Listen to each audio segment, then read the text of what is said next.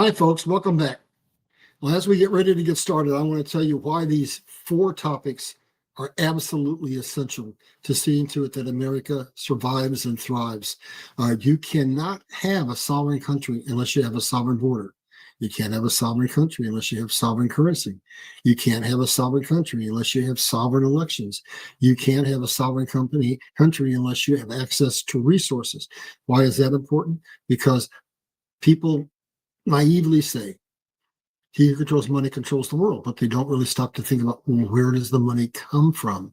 The money comes from God's natural resources, the economic system that we're going to go back onto. And then that then is converted, those resources converted into finished manufactured goods and sold. At that moment, they become money, and that money then can be used for good, or it can be used to control governments and create a fiat system like we've had.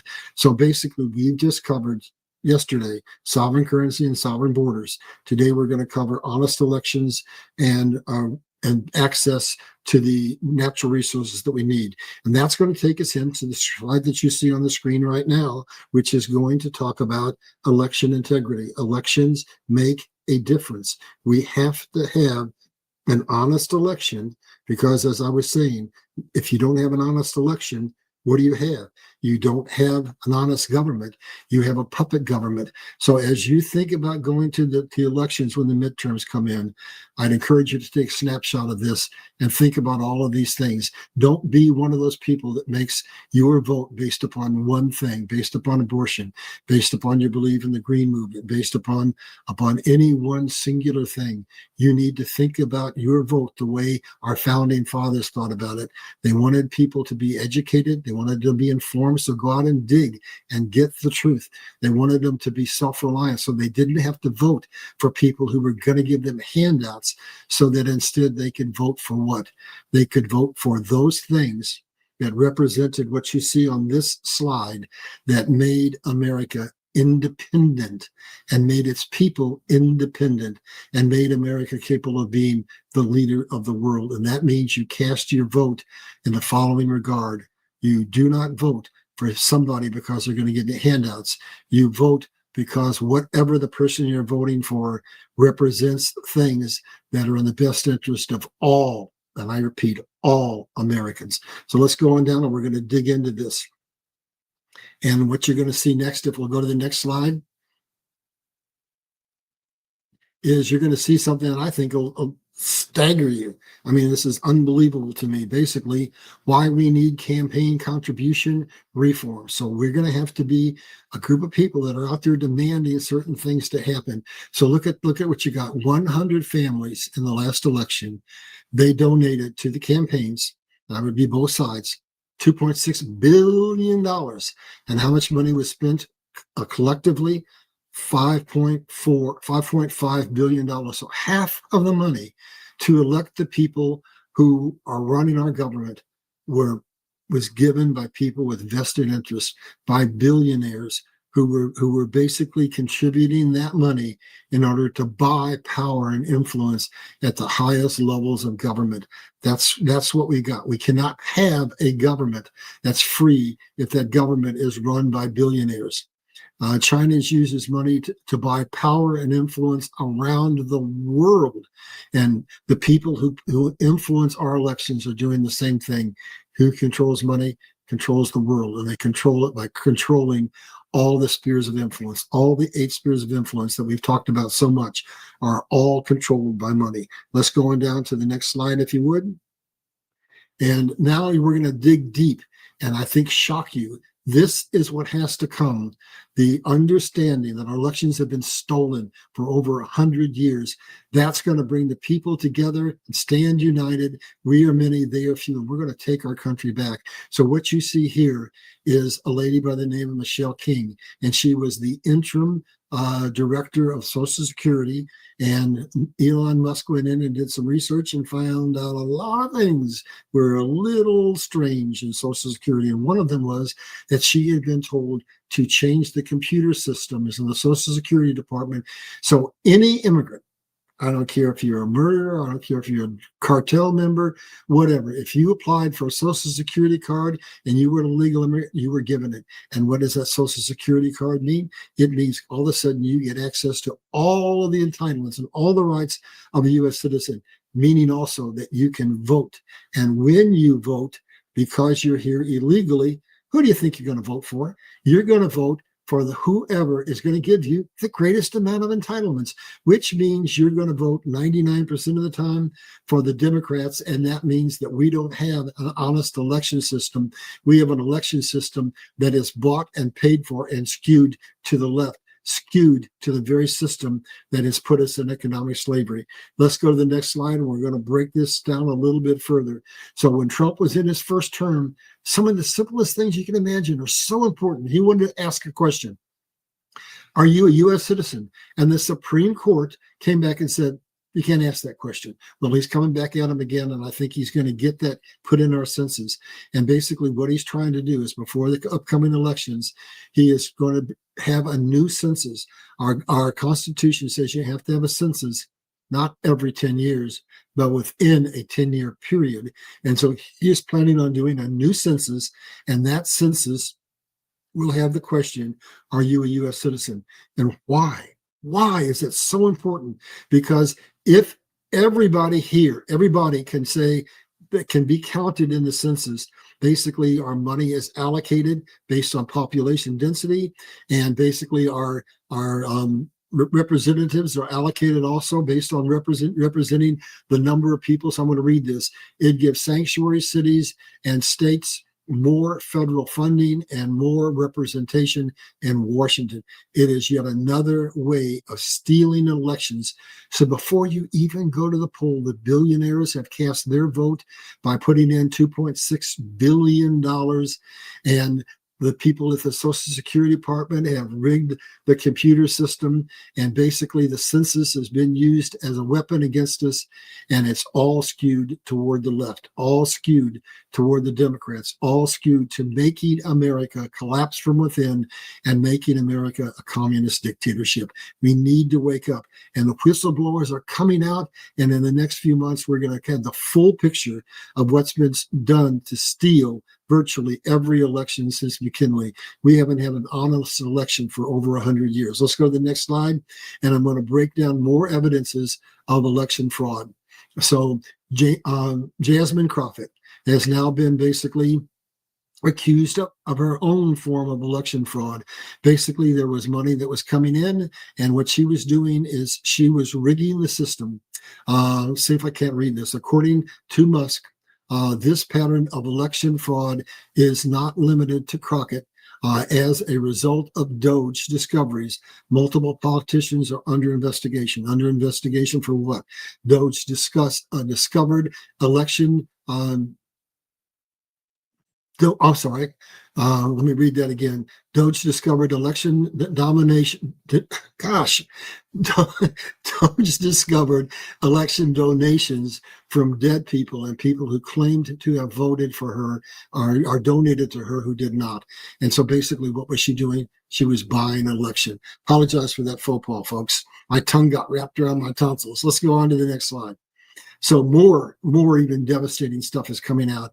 And this is Patrick Byrne, who was a CIA operative who was in deep into the inner bowels, understanding what was happening. And he's been on Alex Jones and several other places talking about Act Blue and about what that has done. Those behind the election system in 71 different countries. This is what he's talking about with Act Blue, and it all revolves around what Trump is doing in Venezuela, why he has those naval ships off the coast, why basically we are finding out that Smartmatic resided in Venezuela, and it was a computer program that was responsible for stealing. We're going to have this confirmed, the 2020 election and elections in 71 other countries. When that happens, the whole world is going to stand up and join with America and say, we have to have honest elections. We have to purge the system. We have to bring the old system down, and we have to get back an honest system where we have honest currency, honest borders, honest elections, and where we have honest trades. That's what's coming, folks. I mean, this is the greatest disclosure the world has ever seen. Let's go to this next slide and we'll dig a little deeper into Venezuela and why what's going on is so important. So basically, Venezuela basically created Smartmatic, and it had a code in it that allowed it to change votes. So basically, they could tamper with the elections to whatever degree they needed to. And Trump knows that, and he said, "I've got it all." That's being disclosed. That's part of what's happening with Act Blue. And then let's look over at the sanctuary cities. Look at all those dots. All those green dots are sanctuary cities. Now go back and let's see what we saw a slide or two back.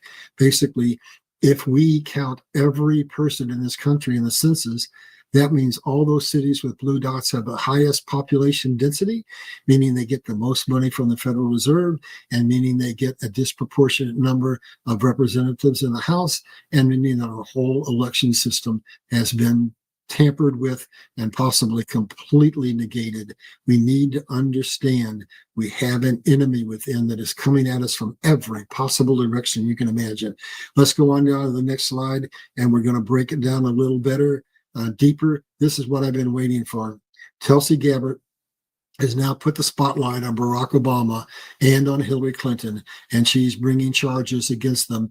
And basically, we're finding out that they were involved in election fraud. They were involved in a coup. What they did with Trump, with Russiagate, was nothing short of treason, and all of that is coming out as well. Trump accuses Obama of treason, calling him the leader of the gang. And what's that?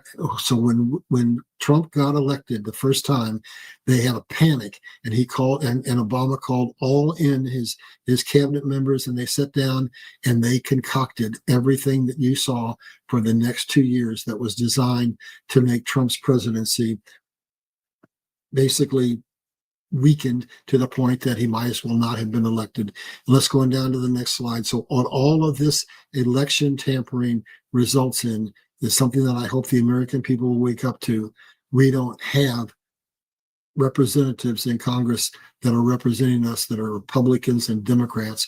We have a uniparty, because I don't care what party it is, there are enough people that have been compromised, that have been blackmailed, that have been bought and paid for, whatever, placed in positions of power, that basically, whenever it comes down to an important vote, we, the people, always lose, and the global financial elite always win. So when we get all this election fraud stuff out, guess what's going to happen? The government in Washington is going to be purged. I think maybe as much as 90% of the politicians are going to be taken out, and that's going to spill over into the states and the local government. And then we're going to have special elections. The Constitution says we have 120 days to put an election together, and then we get an honest government, and then we get back control of all the things that are essential to make America, to do just what Trump said, to restore America to greatness, to make America greater than it's ever been before. The key is getting honest elections. Let's go down to the next slide, and we're going to talk about how, again, it's always simple. If you get all the lies and all the smoke and mirrors out of the way, you can fix it. So here's what we have to have. New voter registration rules. Trump has said the current rules are so contaminated, we have to start over from the beginning. Mandatory voter IDs. Come on, guys. That's just a sham to say that you're going to keep people from voting if you make it have an ID. No way. So we have to have mandatory voter IDs so we know who's coming to that poll, and we can make sure they don't vote more than once, and we can make sure dead people don't vote. And authentication for absentee ballots. And basically, we want to have very few of those, mostly for the military, people out of the country, people who are critically ill, who can't get to the polls. Eliminate the drop boxes, eliminate the paper ballots. I mean, I'm not eliminate the paper ballots. I mean, go to paper ballots, eliminate the computer system, and same day results, so they don't have time to come in and manipulate the results back and forth however they want to until they can say we won. Like in Venezuela, they stopped reporting the election results in the last election, and everything went blank. And the next day, Maduro just stood up and said, "I won." And that was it. And Trump knows that, and we're going to find that out. Let's go on down to the next slide, and we're going to go into the last topic on this segment. We have to have resource independence. And why is that critical? So he's declared a national emergency, the Defense Production Act. And what he's doing is he understands that while Clinton and Obama and Biden sat back and let lets China run roughshod over the world. They had the Belt and Road Initiative, and they went into China and they built roads and bridges and power plants, and they built seaports. And yes, there were strings attached, and yes, it was a money trap. But at the end of the day, something tangible was left in Africa. They had an infrastructure that allowed them to have the means to start developing their own natural resources into finished goods. America has to basically stop trying to have Western hegemony, and we have to become the partners of all the nations of the world, all the third world countries, meaning we have to go into Africa and assist them to become a nation that can develop their own natural resources, have their own trade, and can have economic parity. And very importantly, if you look at what's happening in South America, we have to get everything in our hemisphere straightened out. We have Canada, who is still under England, and it's really effectively, whether we realize it or not, an enemy of the United States. The same thing goes for Mexico and Latin America and South America. There's a major incursion of Russia, of cartels, and of China into our southern hemisphere, and we need to get control of it, and that's what Trump is doing, so that we can basically have friends in our hemisphere. Because something I'll be talking about in later shows is geopolitically, the trade volume of the world is shifting. 80% of the population in the world is in Asia, and we have to have access to all of the North and South America in order to be able to have stability. So that's something that Trump is doing. Let's go on down, and we're going to look at Venezuela just a little bit deeper, and I want you to see what's going on. It's not just about cartels. So if you go to that next slide, I want to give you a map that shows you what's actually happening. You got Venezuela, and it's about elections, but it's also about oil. They have more oil reserves than any nation in the world. We used to have good access to that oil. And now when Trump started putting tariffs on Venezuela and started sanctioning them, what happened is China came in, and China now controls most of that oil. Well, here's what's going on. We have to get control over the voting, and we have to get control over natural resources in Venezuela. And then you go to Colombia to the left, and you'll see that Latin America lands right smack down in the middle of Colombia. What's that mean? It means it's got access to the to the Atlantic Ocean and the Pacific Ocean, and it's right there at the Panama Canal. So it is a critically important, strategically important nation that America needs to have very, very friendly relationships with. And then you go to Ghana, to the east of Venezuela, and you find out that their oil fields in Venezuela extend over into Ghana. So Ghana has a lot of oil, and we have basically ships off of that coast for more than just drug cartels, but to protect the oil industry that's in Ghana. We have one of our oil companies that now is in control of the oil in Ghana, and throughout Brazil and all the rest of the nations within South America, there are relative levels of instability. So we just did a currency swap in Argentina to prop them up. And down the road, as America gets its financial stability back, we need to prop up Colombia. We need to prop up Brazil. We need to be the friends to the nations to our south. And with that will come economic prosperity for them and economic prosperity for us. Let's go on down to the next slide. And not only do we have to end dependency on natural resources, but we have done some of the most stupidest things I've ever seen. We've allowed China to control 70 to 90% of the rare earth, but we've also allowed it to control steel, to allow solar panels, to control our medicine, to control, wind power, everything you can imagine. We have to basically do what Trump is doing. We have to deglobalize and de-dollarize and make it so that we can't be dependent to where we can have the global supply chain disrupted, causing economic hardship in not only America, but countries all over the world. That's why we have to have de-globalization and de-dollarization. Let's go on down to the next slide, and we're progressing along fairly fast. And here's what's going to happen when all this comes down. I haven't heard the government say this yet, but this is what absolutely has to happen. This is what God intends to happen. Basically, the system that has been controlling us has hoarded natural resources. They controlled prices, and by controlling prices, they controlled all the necessities of life. They control energy, they control food, they control housing, they control access to healthcare. All of that has to change. And basically, America is going to come out of this before any other nation, rise from the ashes like the phoenix, get back its financial stability, and help the rest of the world. And I'm going to give you an example of how we did it before. The American economic system, which most people don't know about at all, encouraged innovation.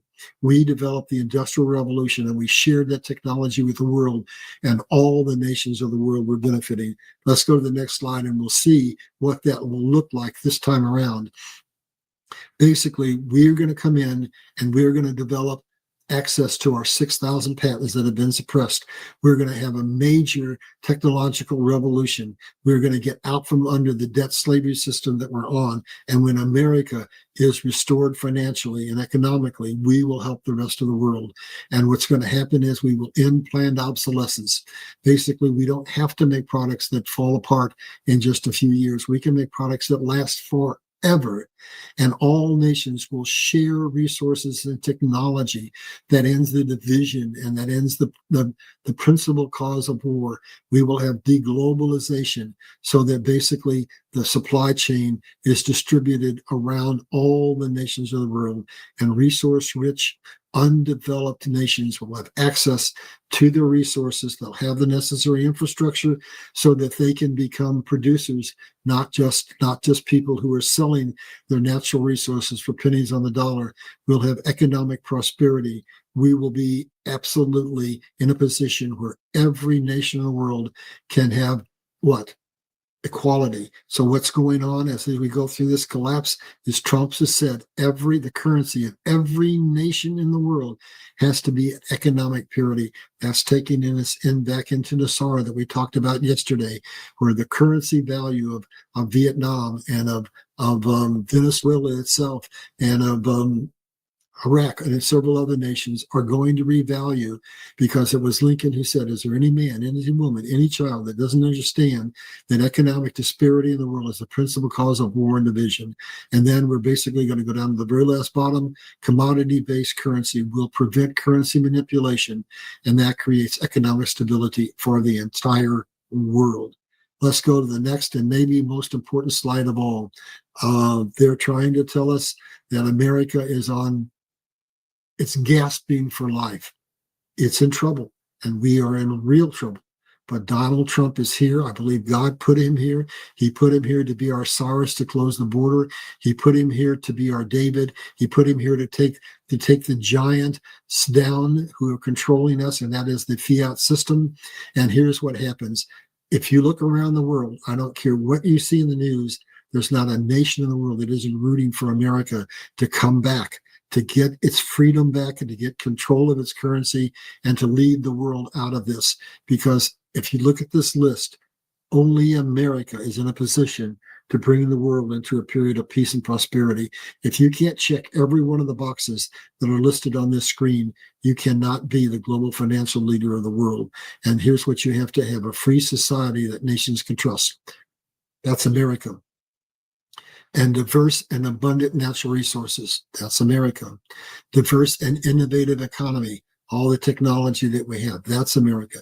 Leadership in manufacturing and trade. We're number 2 now. We used to be number 1. We will be number 1 again. Energy and food independence. We export food to 100 different nations. Demographic are very, very important as they relate to gross domestic product.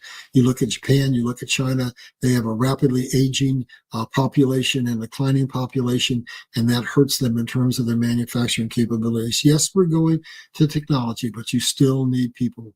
Global language. No nation in the world has really, for any period of time, been the leader unless they had a common language, and America happens to be officially the language of the world. You cannot be an international airline pilot. You can't be in charge of a ship that goes around the world unless you speak English. And you have to have a strong military.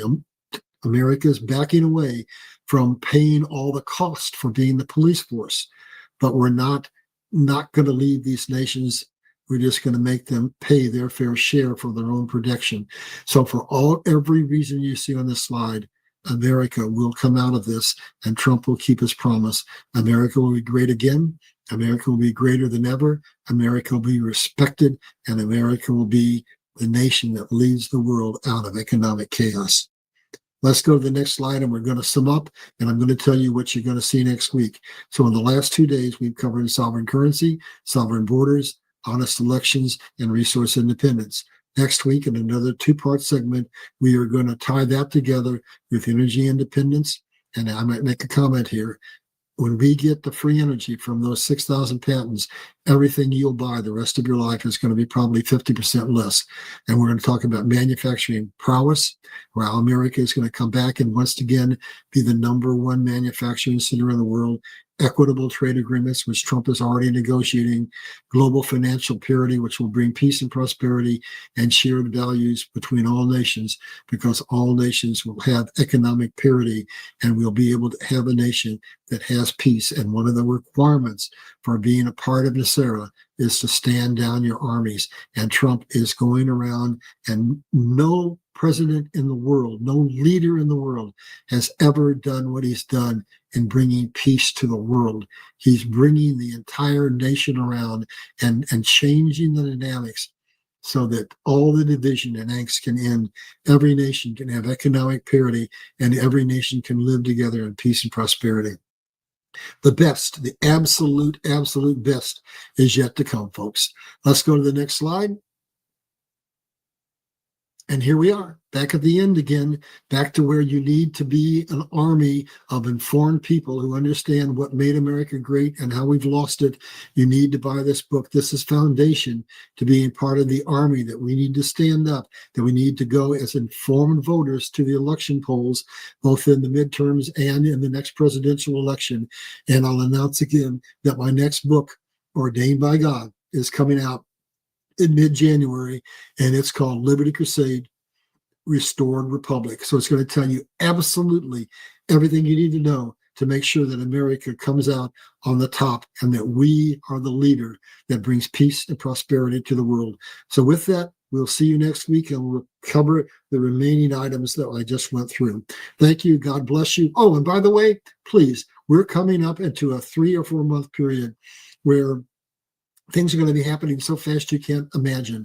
I've queued up almost 30 slides, almost 30 presentations ready to go. They're going to take you one by one through everything we need to do to come out of this as the nation that God intends us to do, and be in a position to have the harvest of souls ushered in. I need you to share all of my videos from this point on with every friend you have. I need you to push that like button. I need you to subscribe. I need you to follow me. And if you would, I need you to share my videos with as many people as you can, because the war is on now. The game is coming to an end, and we need an army, a huge army of people who are informed, who are ready and willing and able to stand up for America and for the principles for which we stand. I'll see you next week.